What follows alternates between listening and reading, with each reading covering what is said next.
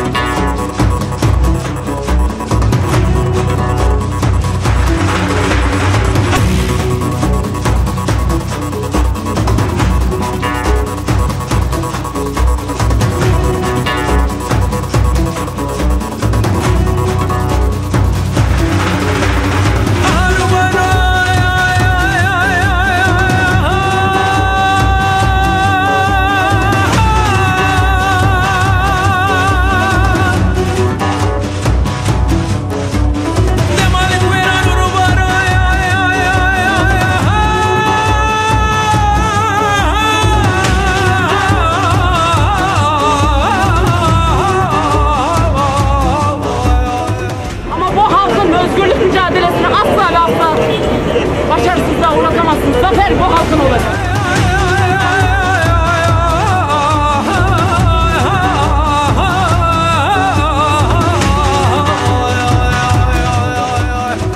Belediye iş başkanlarımız şu anda bir adil yargılama sürecinin içinde bir parçası değiller.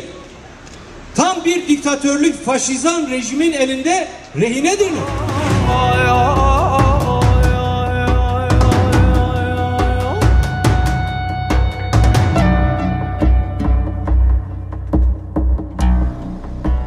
Türkiye'yi yöneten bu çürümüş zihniyet halkın mücadelesinden doğan ve sadece halkla birlikte var olan seçilmişlerimizi hedef almış durumda. O seçilmişler ki bizim irademizdir, onurumuzdur, varlığımızdır ve var olma güvencemizdir.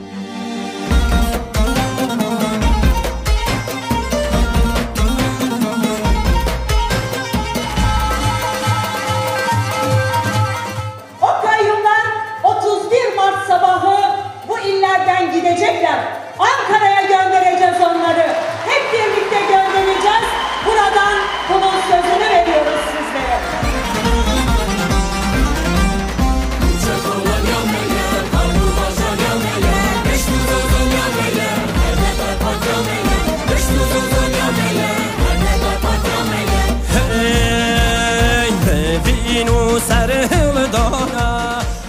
Türkiye bu ceberut iktidardan, bu tekçi anlayıştan her yerde kurtulsun. Kendimizi de biz yöneteceğiz dedik, biz yöneteceğiz. Bu kayyumları Türkiye'nin her yerinden süpürüp atacağız.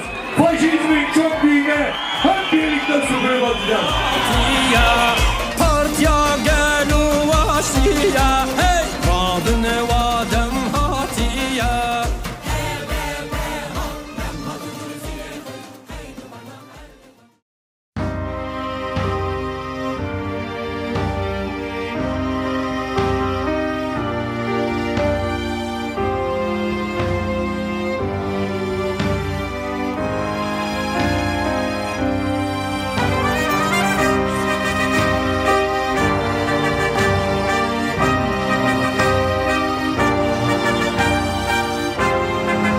tamam ve insafın en iyi göstergeleridir.